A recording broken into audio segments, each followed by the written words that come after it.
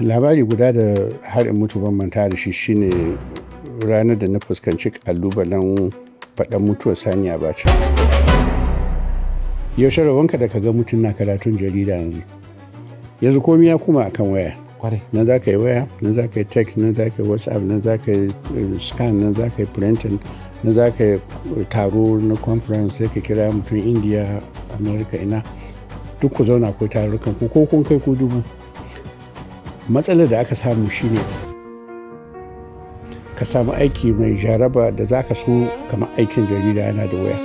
Saboda aiki ne da zai buɗe maka ƙofar nan na farko cuɗanya da mutane da jama'a. Wasu in ba don wannan aikin ba abin da zai haɗa ka da su. Kamar yadda ka ce mun daɗe muna hirarraki da mutane da yawa, manyan mutane da sauransu. To da ba haka ba ni ko me zai kai ni ina hira da Gawan ko da Buhari ko da Obasanjo ko da su. Yanzu harka almajiranci almisali ni tana na ɗaya daga cikin abubuwan da ke ci mun tuwo a ƙwarya fi sabilillahi. Na ga yara 'yan shekara 4, 5, 6, 7 su kaɗai akan titi suna bara. An tashi an cusa musu ra'ayin cewa wannan aƙida mai kyau ce.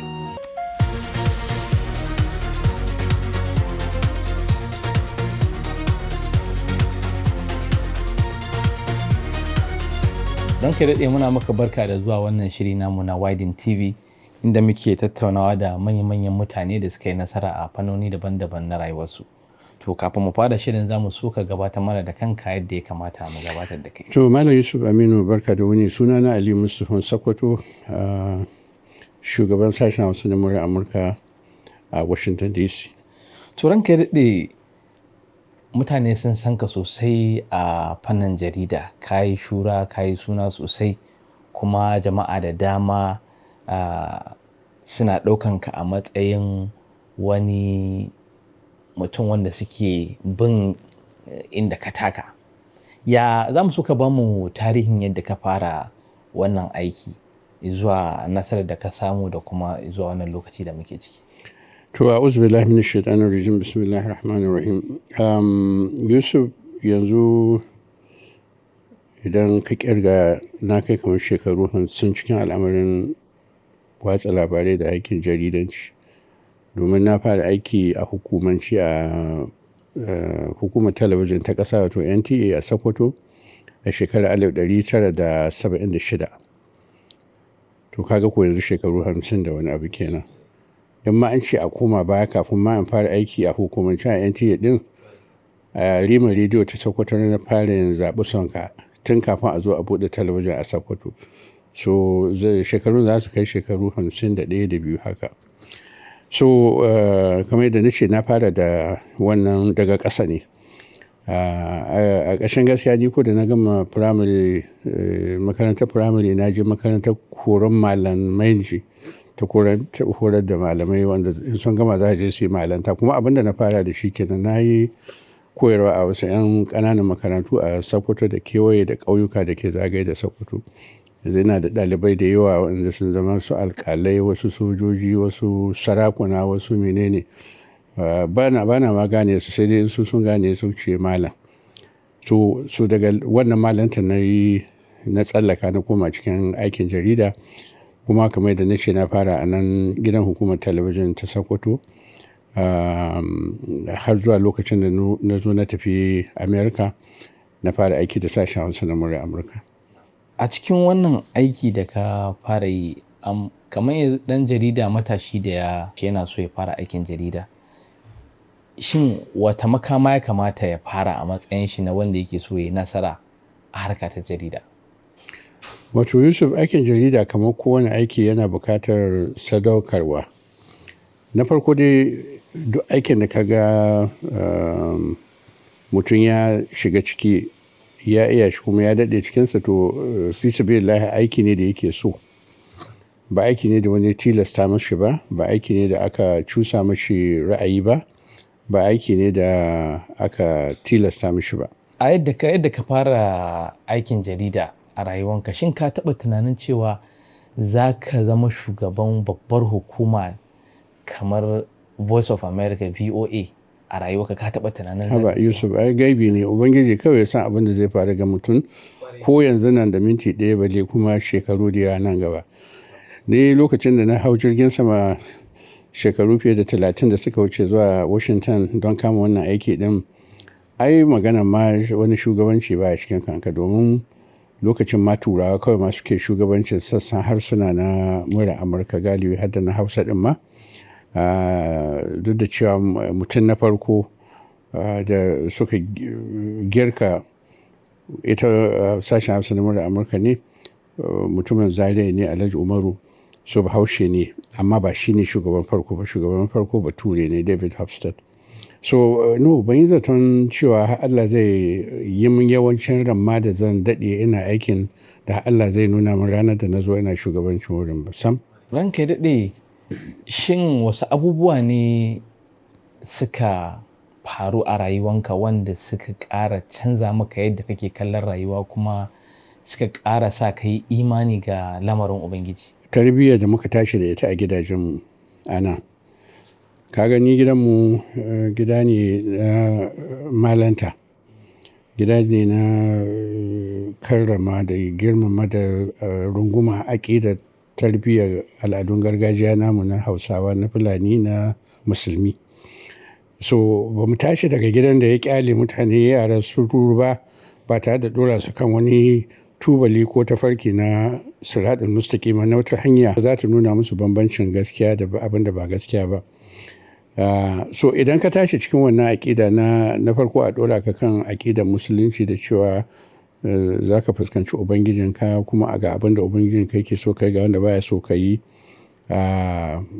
to sai ka ga cewa ai ka kama hanya ingantacciya kenan.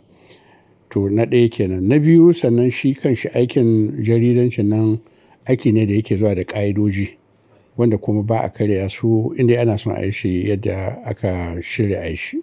So in kana aiki da wannan ƙa'idojin sai ga komai ya tafi daidai. Yanzu za mu zo ɓangaren halin da ake ciki a ƙasa.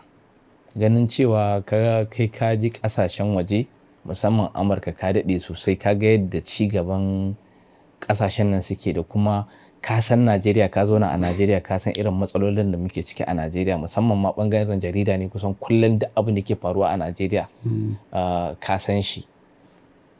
Shin wasu matsaloli kake ganin a Najeriya yake fuskanta wanda yake baka takaici in ka kalli waɗannan matsalolin? Ta fuskar aikin jarida? Ta fuskar harkar jarida da kuma ɓangaren harkokinmu na yau da kullum na rayuwa. To na farko dai aƙidar turawan Amurka da abin da suke yi da abin da suke so da wanda muke yi da wanda muke so da wanda ya kamata ba ɗaya ba ne.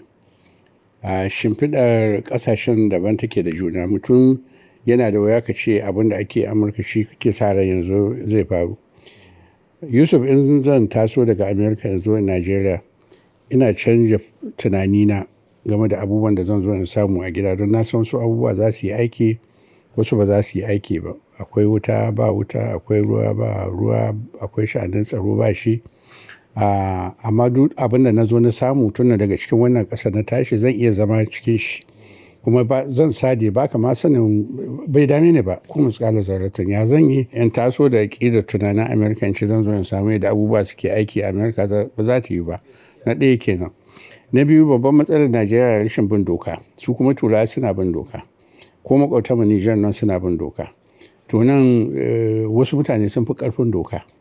To kaga ko in ba za a samu doka ta yi aiki ba, abubuwa ba za su tafi yadda ya kamata ba. Shine babban cikas ne da nake gani a wurin Najeriya.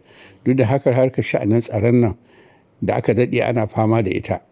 Sani Abacha ya taɓa cewa idan ka ga matsala ta wuce awa 24 to akwai hannun hukuma a ciki.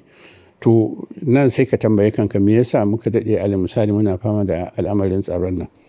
To wasu sukan nuna cewa ai da doka da duk wanda ya laifi za a yi masa hukunci kamar da ake yi a ƙasashen wajen nan, to kila abubuwan da ba haka ba. Saboda haka ba na so a ce za a kwantata yadda ma wai ba ma America ko yadda Saudiya suke zama ko yadda Iran suke zama ko yadda Cuba ko Rasha ko wani wuri suke zama, tsarin su daban namu daban. Kwarai. To kai shugaba ne kuma ka daɗe kana shugabanci, kuma mafi akasari dai duk wanda ka shugabanta za ga kowa yana cewa ka yi adalci iya ƙoƙarinka kuma ba a samun matsaloli a harkar shugabancinka. Shin in ka kalli yanayin da shugabancin Najeriya yake a matsayinka na shugaba, ta ina kake gani ya kamata a fuskanto ma al'amarin shugabanci a Najeriya? To Yusuf, na farko dai ku da muka yi aiki da ku da kuke aiki a ƙarƙashi na, ku ne za ku yanke wannan hukunci. Ni ba zan yanke wa kaina wannan hukuncin cewa ni wani adalin shugaba ne ko wani shugaba na gari ko na iya shugabanci ko ban iya ba. Mutanen da muka aiki da su za su faɗa, ka gane ko? Kuma sannan ni na ce shugabancin Najeriya, in ka duba daga farkon shugabancin Najeriya zuwa yau, yanzu ka ɗauki daga yau kowane yakan zo da kamun ludayensa daban da na wani, ba wanda ya zo ya aiki ko ya shugabanci iri ɗaya. In ka duba misali shugabancin arewacin Najeriya kaɗai, daga lokacin da su Sardauna suka tafi suka yi shi suka tafi, ka dubi yau arewacin Najeriya misali, sai ka ce waye shugaban arewacin Najeriya. Amma lokacin da su Sardauna nan ai ba ka ma tambayar, don ka san ko waye, ba sai an gaya maka, jiki magayi. Sun yi an gani, kuma sun je ko'ina, sun kutsa ko'ina, sun zauna ko'ina da mutane lami lafiya, ko da yake sun samu rigingimu da wasu bangarori na arewa din ma, wanda I think abu ne da yake normal, ba za ka daidai da kowa ba.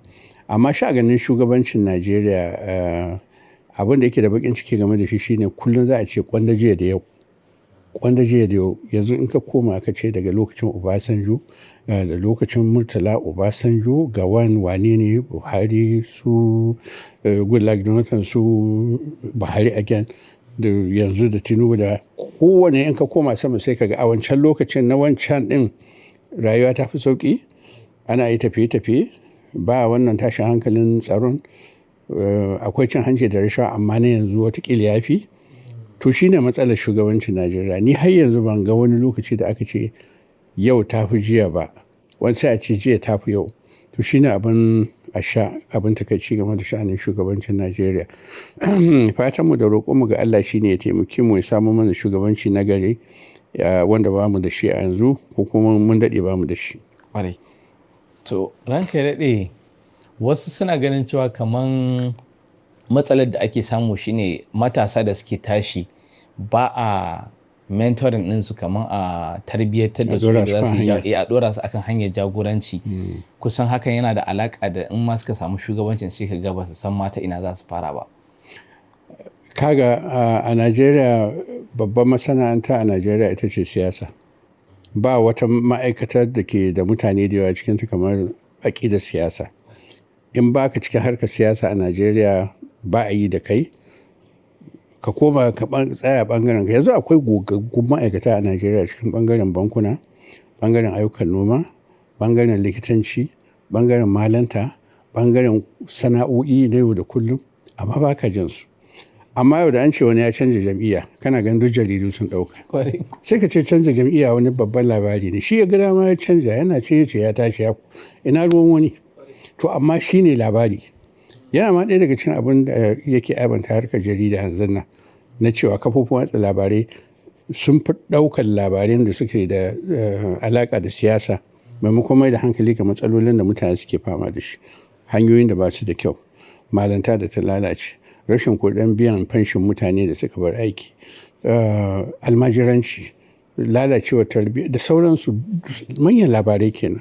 Amma kuma sai ga an fi mai da alaka kan siyasa, saboda ɗan siyasa in ka kagara ka girma a cikin siyasa ka fi fitowa a bainar jama'a. Ina mafita ga wannan matsalar ranka ya daɗe? Mafita shine a dubi wasu fannoni na rayuwa, ba siyasa kaɗai ba ce. Na sa abin da ya saka mai da na ce mutane ke mai da hankali ga siyasa, domin nan ake ci, nan ake arziki, nan ake fawa shaka da dukiya, nan ake yin taɓargazar da aka ga dama. Yanzu sau nawa kana jin wani ɗan sanda da ya daɗe yana aiki, ya bar aiki, ya yi ritaya. Ga shi na Najeriya an tilasta mutane an kai shekara 60 sai ka aji aiki ka yi ritaya, wani ya zo ya shiga. Ko kuma idan an ba wani junior ɗinka wanda ke ƙarƙashin ka mukamin da ya fi naka, sai a ce dole duk ku je ku yi ritaya. Kamar a harkar 'yan sanda, harkar custom, harkar soja da sauransu. Idan irin wannan tana faruwa, ina matashi ma zai samu wurin shiga? Ina matasa za su samu wurin shiga? Kuma sannan in ka duba, yanzu akwai mutanen da sun fi shekara 50-60 kana ganin su cikin harkar siyasar Najeriya, har yanzu suna nan. Ba su bari ba. Don me? Don kasuwa ce ta mai riba. Yanzu bari mu koma ɓangaren arewacin Najeriya inda yawancin matsalolin ƙasar ma masana da yawa suna cewa matsaloli sun fi taruwa a wannan ɓangaren. Kamar su matasa da suke tasowa wanda suke da burin su ga cewa sun kawo canji a wannan ɓangare na Najeriya, wace irin shawara za ka ba su a matsayinka na masani kuma wanda yake kana da ilimin abubuwan da suke faruwa a wannan ɓangare na ƙasa? Wallahi Yusuf, wato ai su ma matasan sun fi banzama cikin harkokin siyasa. Ai duk kowa ya shiga cikin karkashin leman siyasa yanzu a Najeriya din. Matasan da suke da basira na wasu fannonin rayuwa yana da wuya su yi fice ko a kula da sun da ba za a ba su tallafi. Wannan ba wai yana nufin matashi ya bari zuciyarsa ta mutu ba. Ci gaba za ka yi da nacewa da turjewa da ci gaba da neman abin da ka sa a gabanka. Sau da yawa saboda harkar siyasa ita ce hanya mafi sauƙi ta kaiwa ga yin kuɗi da sauran abubuwa, mutane ba sa son su wahala wajen bin mafarkinsu ko su bi muradunsu. Kamar in kana da wani buri yanzu ka ce ina son nan da shekara 5 na zama biloniya. Kaga in ka yanke wannan shawara din ka san shekara 5 daga yanzu sai ka fara lissafi nawa zan ajiye har in kai wurin. To da yawa mutane ba su da wannan lissafi din, za a waye gari a tashi kawai ba ta ajanda, ba wani tsari da aka yi. To shine matsala din. Matasa su sawa kansu burin cewa ina son daga shekara kaza ko ta yaya amma dai ban kai wannan matsayin ba to ina kai kusa gare shi. Kwarai. To ranka ya daɗe, bari mu koma ɓangaren harkar jarida. Kusan za mu ce harkar jarida musamman zuwan kafafen sada zumunta ɗin nan ta fuskanci ƙalubale daban-daban. Musamman za ga kafafen sada zumunta ga kowa yana buɗe ma kafafen shi na jarida. Kuma su kansu 'yan jaridan wani lokaci ba su tsayawa su tantance labarai, suna sauri su wurga shi breaking news saboda kawai su samu traffic. Labaran ƙarya sun yi yawa. Shin ina matsalar take kuma ta ina ya kamata a fara ɓullo ma lamarin nan a magance matsala? Idan ka koma tarihin aikin jaridanci, ai jarida ta samo asali ne daga takardar da ake rubuta labari. Sai ka je ka nemo ta, ka zauna ka daɗe ka karanci wannan labari, ka karanci wannan, ka rufe wannan shafi, ka buɗe wannan shafi, ka je ga wani labari. Wani lokaci ni na yi zamanin da na san mutanen da ke karanta jarida daga shafin farko har na ƙarshe saboda dalilai biyu. Na farko shine domin su san abin da duniya take ciki. Na biyu domin su ci riba kuɗin da suka kashe suka so wannan jarida din, kar su yi asaransu. Yaushe rabonka da ka ga mutum na karatun jarida yanzu? Yanzu komai ya koma akan waya. Nan za ka yi waya, nan za ka yi text, nan za ka yi WhatsApp, nan za ka yi scan, nan za ka yi printing, nan za ka yi taro na conference, sai ka kira mutum India, America, ina. Duk ku zauna ku tarukan ku ko kun kai ku 1000. Matsalar da aka samu shine an sawwaka harkar ba da labari. Ba kamar da ba ne. Bayan an bar jarida ta takarda aka zo ga rediyo, sai ka ɗauko rediyon nan ka kunna shi, ka kama tasha, kuma ka san lokacin da ake labarai, lokacin da ake wa'azi, lokacin da ake wannan ake wancan. Aka tsallako zuwa talabijin. Talabijin ɗin nan a lokacin ba su da yawa. Kila guda nawa ne tashar talabijin nawa ce a Najeriya. To yau talabijojin ba sa ma kirkuwa. Yanzu gidajen rediyon da a Kano ko Kaduna, balle kuma su Abuja, kirgansu da yawa. Na biyu kenan. Na uku, mutane ba sa bambanta harkar social media musamman, ba sa bambanta aikin jaridanci ko aikin ba da labarai da soke burutsu. Soke burutsu shine mutumin da zai tashi karfe 2-3 na dare ba kawai cilla abu cikin social media ya koma a kwantansa, shi ya manta ya riga yayi, amma bai ankara cewa duk abin nan fa duk duniyar nan ana iya ganin shi. Ko ina mutum yake zai ga shi kuma cikin daƙiƙa 2-3. Idan ka cinna magana mai ɓanna, gyaranta zai zo ya waya. Na ga mutanen da suke yin abu a cikin social media da gaba su zo suna ta ba da haƙuri, suna cewa ba haka na so ba da gangan na yi ba, ban ji daɗi ba, amma ta riga ta fita. Ka gane ko? Ko ka zo ka ɓata wani suna, ko ka yi wani ƙazafi, ko kuma ka soki wani, ko ka ce abin da bai faru ba ya faru. Akwai mutanen ma da ake cewa sun mutu a sa a social media, daga ba a zo a gane ba su mutu din ba. Sai a zo a yi kuru-kuru ana cewa to yanzu ka ce mutum ya mutu. Bai mutu ba. Ya za ka kalle shi? Mutuwar dai za a yi ta ko? Kuma kowa zai mutu din. amma bai riga ya mutum ba ka kashe shi. To sharing social media kenan ta ba kowa da mace da namiji, yaro da babba, da mai hankali da mahaukaci, da kowa da kurma da kuturu da kowaye, mutum ya tashi ya abin da ya ga dama ya rubuta a cilla danna kawai za ka yi send shikenan ta tafi, da ka danna dan tik din nan ta tafi. To amma to ba aikin jaridanci ba ne, wannan aikin shaci faɗi ne na ganin daman mutum, kai ne dai kawai gashi. Barna ta hudu ta social media shine mutum guda sai ka ga yana da mutane da ake cewa followers dubban nan kuma suna bin shi ne saboda sun yi imani da abin da yake gaya musu, da gaskiya da ƙaryan duka. Amma shi ba ɗan jarida ba ne, ka gane ko? Ba wai yana cewa dole sai 'yan jarida za su yi amfani da kafar watsa labarai ta duniyar gizo ba, amma fi sabilillah in za ka yi ta kai ta bisa ƙa'ida, ba don cin zalin wani ba don yi wa wani ƙazafi ba don ɓata wani ba. Kafofin sada zumuntan nan sun zo da wasu abubuwa musamman a tarbiyya ta rayuwar mu na yau da kullum, musamman kullum akan yi amfani da arewa ta da yadda mutane suke da kunya da tarbiyya da kamun kai, amma wani abin in ka gani a kafafen sada zumunta abin ba a cewa komai. Kamar me? Kamar za ka ga bidiyoyi na tsiraici na wasu yara yana fita, za ka ga yaran mu Hausawa ne ma ko 'yan arewa za mu ce, mutum zai fito yana faɗan wasu kalamai da babu tarbiyya a ciki. Shin ta ina ya kamata a fuskanto ma irin wannan al'amari, ganin cewa wannan rayuwa ce sabuwa muka shiga kuma ba maganar za a ce za a iya dakile ita wannan harkar da ai dakile ta zai wayo su, saboda an ba mutane control na sarrafa wannan kafar watsa labaran. Ka san abin kamar da na shi a waya yake, kuma lokacin da kake abin nan da kai sai ubangijinka kafin ya fito fili, abin da ka riga ka aika din ya fito fili. Kowa na da waya yanzu a duniyar nan, wasu waya 1, 2, 3, kowa na da waya, musamman a nan Najeriya. Ni ban ga wanda bai da waya ba a Najeriya. Gaskiya dai. Kowa yana da waya na a hannunta. Sai haka mutane suna zo da bini ya dan taba waya, me zan yi da ita? In kira wani ko in yi sako ko in duba Facebook ko in duba wani abu. Sannan kuma akwai mutanen da suna son su a gansu ko a ji su, ko kuma mutanen da ke son bayyana ra'ayi kan komai a ƙarƙashin rana. Duk abin da yake faƙin duniyar nan suna da ra'ayi kan shi, ka gane? Sannan akwai mutane da ake biya domin su tallata wata aƙida ko su zagi wani a madadin wani ko su ɓata wani a madadin wani, a biya su kuɗi, ka gane ko? Sannan akwai bloggers masu zama suna rubuce kan kaza da kaza da kaza da kaza. Duk abubuwan nan ka zo ƙarshen ta dai mutum ɗaya ne yake zaune yana rubuta wannan abu, ko kuma rukunin mutane ne masu aƙida ɗaya. So maganinta yana da waya. Duk wanda ya ce maganinta yanzu sha yanzu magani yanzu, gaskiya yana da waya. Ni ban san abin da za ka da a ce doka kamar yadda na ce farko tana aiki. Idan an kama mutum al misali ya yi kaza, akwai doka da ai za ta yi hukunci game da ayyukan sarrafa kafofin watsa labarai na duniyar gizo.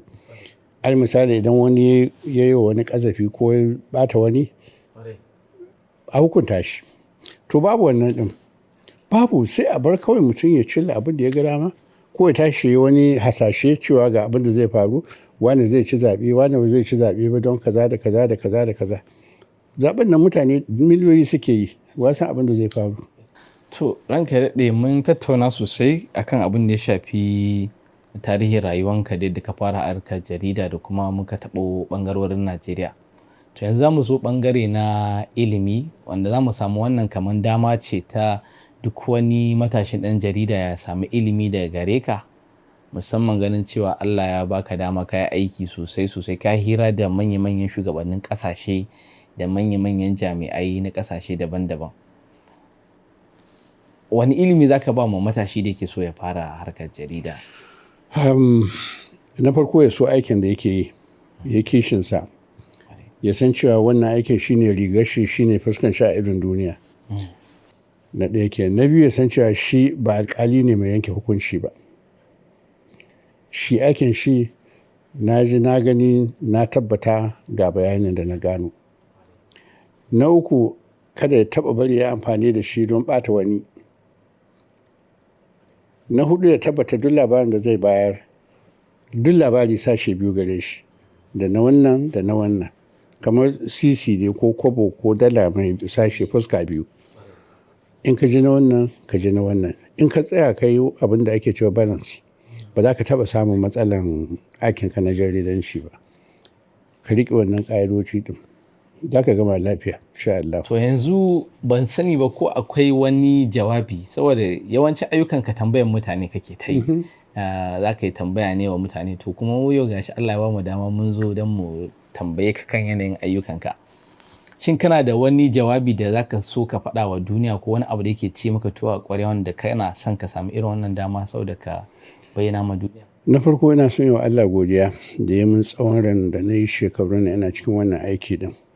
Kuma wallahi Yusuf, ina ce ma na samu wani cikas mummuna game da aikin na a cikin shekarun nan 50 da wani abu da na yi ina shi, to ban gaya maka gaskiya ba.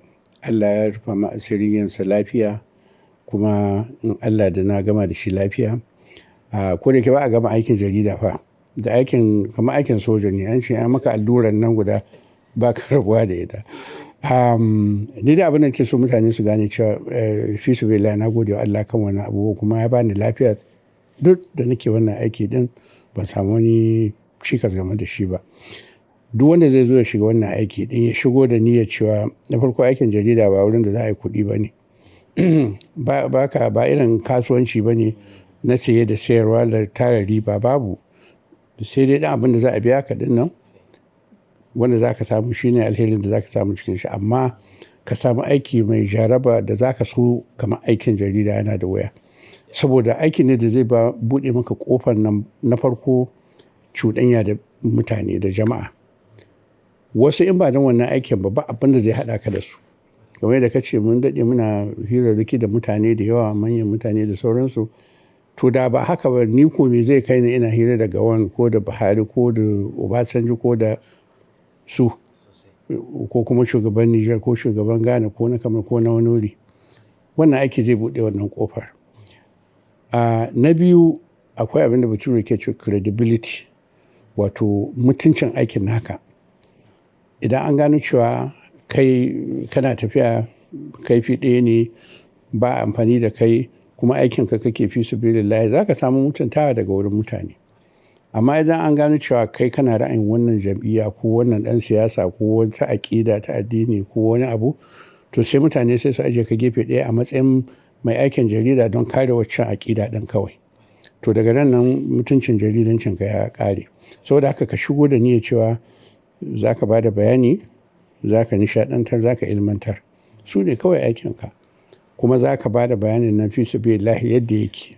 Kuma sai ka yi bincike. Mutane, yaranmu na 'yan jarida na yanzu, na gane sun rena harkar bincike, research kenan. Research ɗin yanzu harkar intanet ta sauwaƙa shi. In ka sa abu cikin Google, yanzu za ka gano abin nan, tarihin wannan abu. Kuma za ka ga bayanai da yawa wanda ƙarshenta in ka zauna ka karanta za ka cewa kai abin nan ga yadda ya faru.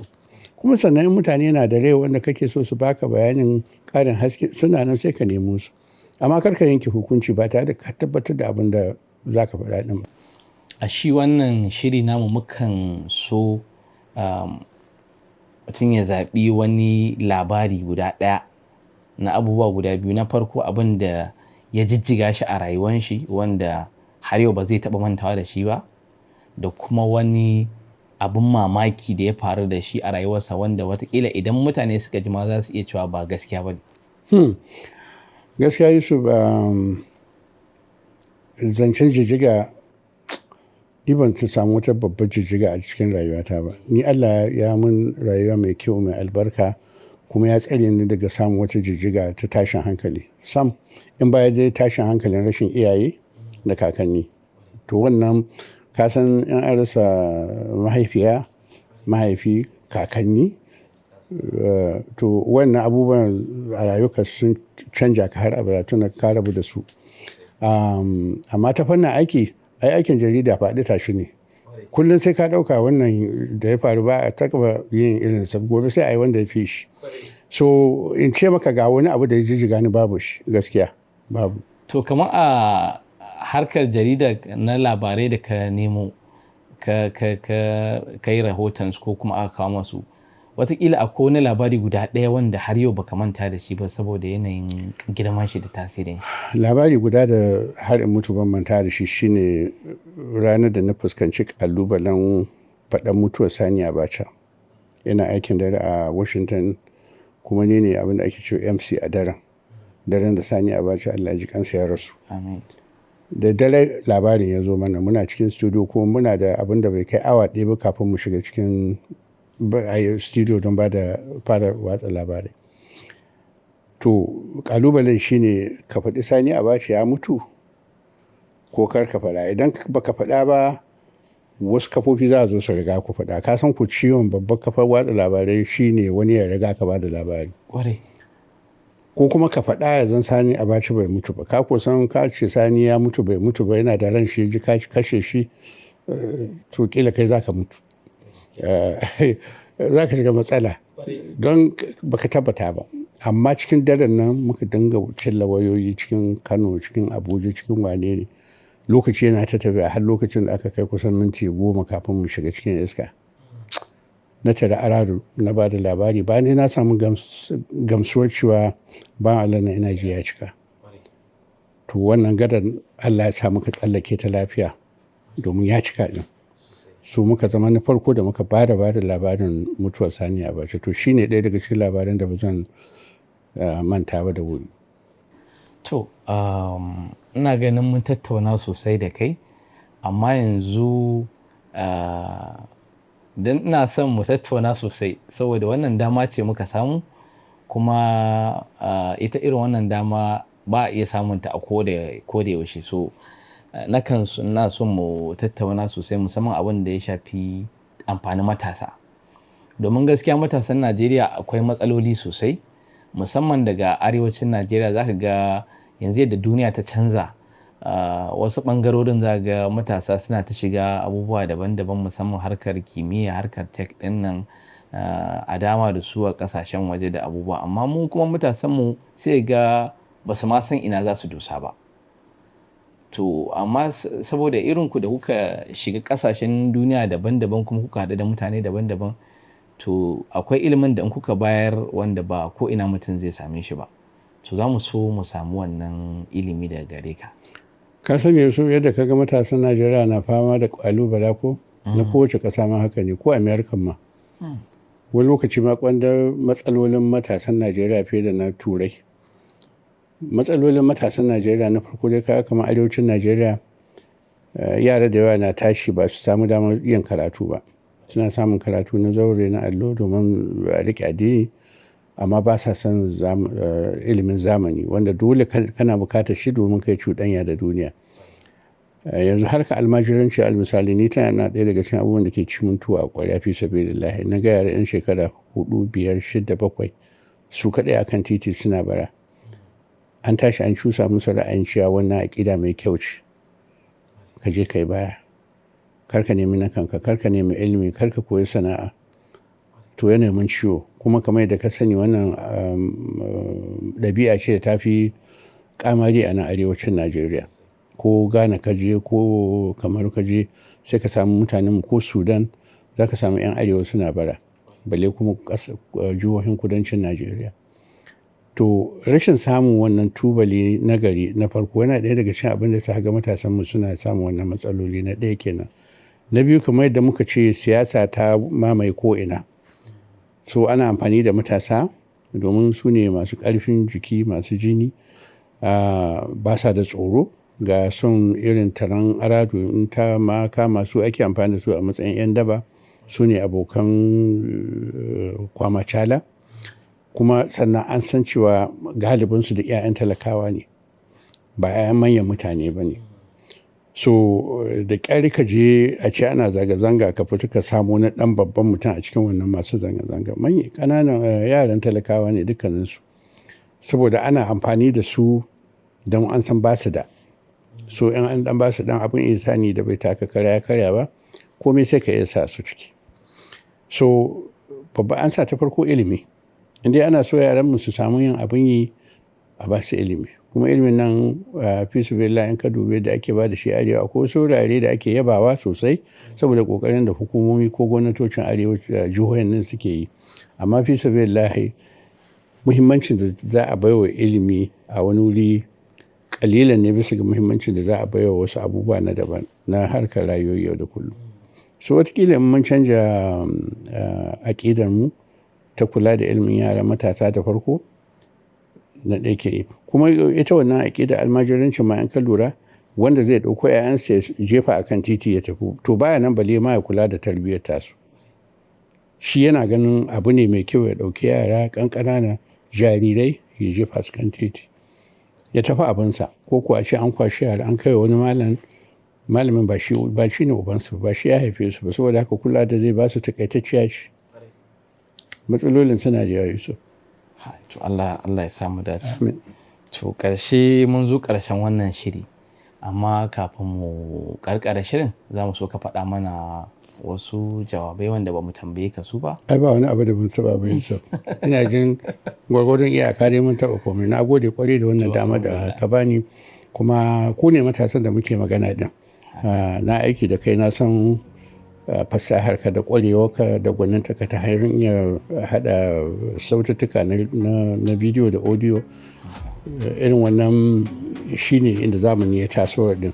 So kaga wannan abin farin ciki ne a guri na, an ga matashi irin ka ya kama wannan hanya din, kuma wannan hanya ce wadda take da wato yiwuwar kaiwa ga gaci mai yawa a nan gaba. Wasu abin da Allah zai yi nan gaba, amma wannan ita ce hanyar ɗaya daga cikin hanyoyin zamani da matasa ya kamata su runguma.